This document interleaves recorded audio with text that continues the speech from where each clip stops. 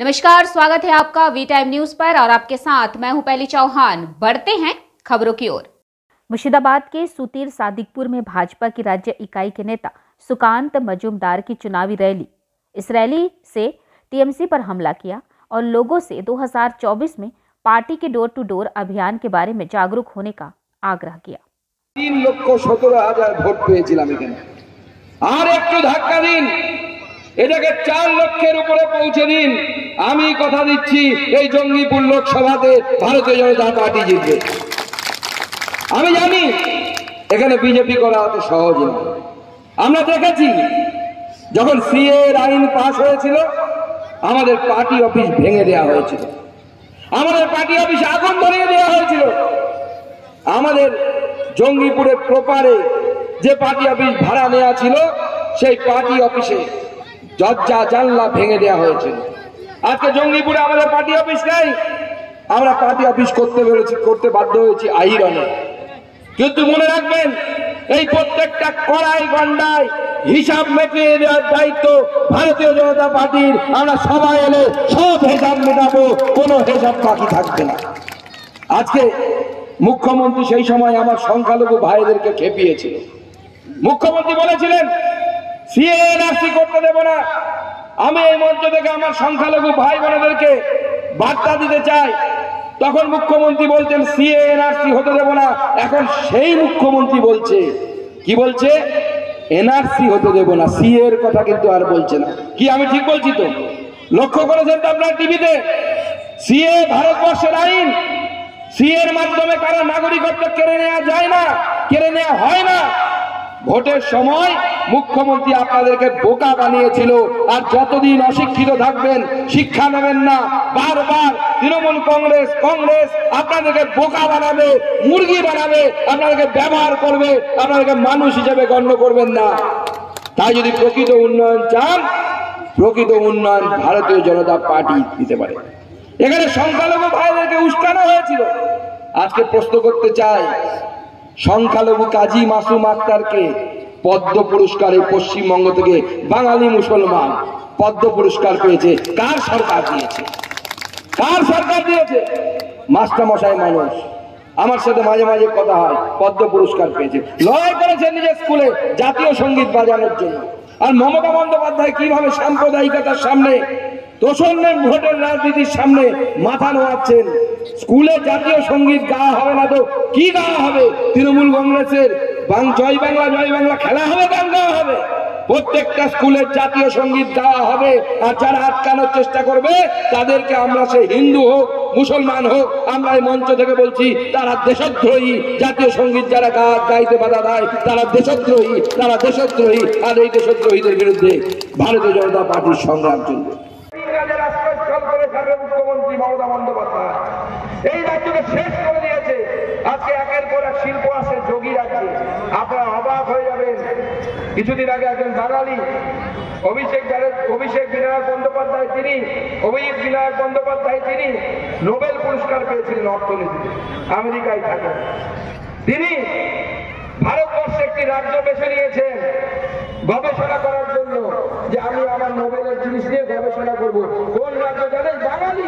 কিন্তু পশ্চিমবঙ্গে মমতা বন্দ্যোপাধ্যায়ের কাছে আসেনি, সে গেছে ভারতীয় জনতা পার্টির মুখ্যমন্ত্রী যোগী আদিত্যনাথ স্বামীর কাছে, বুল্ডোজার বাবার কাছে গেছে, যোগী আদিত্যনাথের কাছে গেছে। আজকে মুখ্যমন্ত্রী জবাব দিতে পারবেন না, একজন বাঙালি নোবেল পুরস্কার জেতার পরও তিনি কেন বাংলায় আসছেন না তার কাজ করতে? তিনি যাচ্ছেন বিজেপি শাসিত উত্তরপ্রদেশে যোগী আদিত্যনাথের কাছে।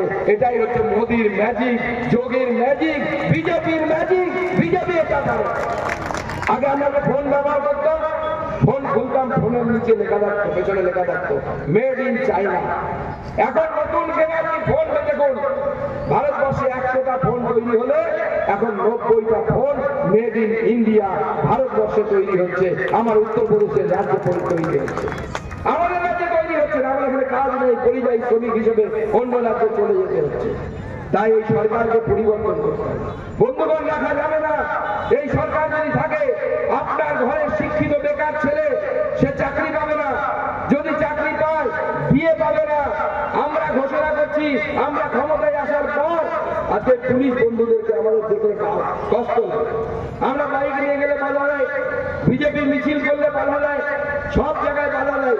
নিচু তলার পুলিশরা খারাপ, উঁচু তলার পুলিশ এসপি যারা, তারা কেন্দ্র সরকারের দিয়ে পায়, আর এই বেচারা যারা ঠান্ডার মধ্যে দাঁড়িয়ে থাকে তারা দিদির দিয়ে পায়, মুখ্যমন্ত্রী মমতা বন্দ্যোপাধ্যায় দিয়ে পায়, 36% কম দিয়ে পায়। আজকে আমরা এই মঞ্চ থেকে ঘোষণা করছি, রাজ্য সভাপতি হিসেবে বিজেপি ক্ষমতায় আসার পর সঙ্গে সঙ্গে কেন্দ্রীয় হারে দিয়ে দেওয়ার ব্যবস্থা আমরা করব। কেন্দ্রের সাথে সমান দিয়ে আমরা রাজ্য সরকারি কর্মচারীদেরকে দেওয়ার ব্যবস্থা করব। এই রাজ্য শেষ হয়ে যাচ্ছে, কর্মসংস্থান নেই, শিল্প নেই, কাজ নেই, মানুষের হাতে কাজ নেই, শুধু মুখ্যমন্ত্রী শুধু মিথ্যের পর মিথ্যে, মিথ্যের পর মিথ্যের ঝুড়ি আমরা দেখতে পাচ্ছি। এই মিথ্যের ঝুড়ি নিয়ে বেশি দিন যাও যাবে না বন্ধুগণ। তাই 26 সালে এই সরকারের আমরা পরিবর্তন করব, আমরা সেই কথা দিয়েছি, কিন্তু 24-এ সেমিফাইনাল। কি সেমিফাইনাল? তো চোরেদেরকে শিক্ষা দেবেন তো, দেবেন তো, হবে তো, জঙ্গিপুর আপনারা লড়বেন তো।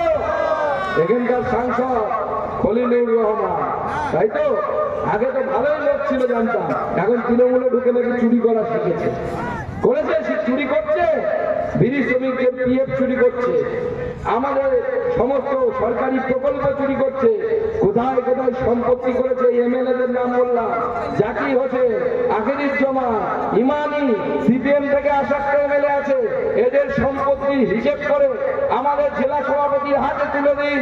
উপযুক্ত ব্যবস্থা করার দায়িত্ব আমাদের। আমি নিজে গিয়ে সিবিআই এর কাছে, ইডির কাছে চিঠি লেগে এদের নামে কমপ্লেন করে আসবো, যাতে উচিত শিক্ষা এদের দেওয়া যায়। এই উচিত শিক্ষা আমাদেরকে দিতে হবে। এই সরকারকে আমরা তুলে ফেলে দেবো, উপরে ফেলে দেবো। আর আমাদের কর্মীদের গায়ে, আমাদের মায়েদের গায়ে যেখানে হাত করেছে, যেখানে পার্টি অফিসে হাত করেছে, তার প্রত্যেকটার হিসেব আমরা করার গলায় গন্ডায় বুঝিয়ে দেবো। 26-এ আমরা এই রাজ্যে সরকার গঠন করবো, আর 24-এ তার সেমিফাইনাল। এই 24-এ নরেন্দ্র মোদী গতবারের থেকেও রেকর্ড করে ভারতবর্ষের প্রধানমন্ত্রী হবে। আমি একটা ছোট্ট গল্প বলে আমার বক্তব্য শেষ করছি। গল্পটা আমরা সবাই জানি, রামায়ণের গল্প। এবং শাহজাহান শেখ কোথায় আছে পুলিশ জানে, পুলিশ জানে বলেই আইনজীবী থেকে শুরু করে সব শাহজাহান শেখের কাছে পৌঁছে যাচ্ছে। খাওয়া দাওয়া পৌঁছচ্ছে, আর অনেক কিছু পৌঁছচ্ছে। আমাদের কাছেও তো খবর পৌঁছয়। শাহজাহান শেখকে পুলিশই আর লুকিয়ে রেখেছে, এবং তৃণমূল কংগ্রেসের নেতাদের কথাই লুকিয়ে রেখেছে। পুলিশ ধরতে না পারলে বলে দিক, কেন্দ্র সরকার ব্যবস্থা করে নেব। বলছি শাহজাহানের বিরুদ্ধে করা মামলার মানে হত্যার যে চেষ্টা, সেটা যুক্ত করা উচিত ছিল, এবং 1000 জনের মধ্যে 4 জনকে মাত্র গ্রেপ্তার করা হয়েছে। রাজ্য পুলিশ মানে রাজ্য সরকার পুলিশের উপরে কিভাবে? রাজ্য সরকারের পুলিশের উপরে ভরসা আছে না, জনগণের ভরসা আছে? কারো ভরসা নেই, জনগণও ভরসা করে না। জানেন ওখানে রোহিঙ্গাদের সাম্রাজ্য চলে, ঠিক করে দেওয়া মামলা করা হয়েছে, এটা কি বলবে? আগে হয়ে গেছে, মেলা শুরু হয়েছে, রাজ্য থেকে ভিন রাজ্যে কাজ করতে শ্রমিক এখানে অন্য রাজ্যে চলে যাচ্ছে। এই জেলা থেকে, সরকারি জেলা থেকে 3 লক্ষ শ্রমিক বাইরের রাজ্যে কাজ করতে যাবে। কোথায় গেল? তার ডকুমেন্টেশন কোথায়? শিল্প এখানে থাকতো, তাহলে তো অন্য রাজ্যে যাওয়ার প্রয়োজন হতো। সেখানে দেখা যাচ্ছে শ্রমিক মেলা করা হচ্ছে ঘটা করে। ওই মেলাতে দেখুন, ওই যারা কাটমানি খাবে ওই যে ব্যবস্থা করা হচ্ছে। মেলা খেলা যত হচ্ছে, তৃণমূল কংগ্রেসের মেলা খেলা মানে সেটা হচ্ছে কাটমানি খাওয়ার খেলা। কাটমানি খাবে, ওই ওখানে কে ফুডের কন্ট্যাক্ট পাবে, কে প্যান্ডেলের কন্ট্যাক্ট পাবে, সেখান থেকে 10% করে কামাই হবে। একাধিকবার বলেছে যে কেন্দ্র সরকার কোনো সাহায্য করে না, রাজ্য সরকার গঙ্গা ভাঙন, একাধিক জায়গায় গঙ্গা ভাঙন চলে গেছে। রাজ্য সরকারের বিভিন্ন জানানো হয়েছে যে কেন্দ্র সরকার থেকে কোনো সাহায্য আসে না। কেন্দ্র সরকার থেকে এখনো পর্যন্ত কত টাকা পাঠানো হয়েছে তার একটা সূচি রাজ্য সরকারকে দিতে হবে। আর সেই টাকা কোথায় গেছে? রাজ্য সরকার এর আগে ভাটিবার গ্রাস লাগিয়েছে, ঘাস খুঁজে পাবেন একটা। প্রত্যেক বছর বোল্ডার খেলা হয়, কোথায় যায় বোল্ডার? প্রত্যেকবার গঙ্গা ভাঙন নিয়ে রাজ্য সরকার এবং এখানকার তৃণমূল কংগ্রেসের নেতারা চায় না, কারণ এর কোনো স্থায়ী সমাধান হোক। কারণ যদি স্থায়ী সমাধান হয় তাহলে প্রতি বছর পয়সা আসবে, যদি সমাধান না হয় প্রতি বছর পয়সা আসবে, মধ্যে মাল ঝাড়া হবে। এই মাল ঝাড়া ছাড়া তৃণমূল कांग्रेस কোনো কাজ। वी टाइम न्यूज़ के लिए मुर्शिदाबाद से मिलन सरकार की रिपोर्ट।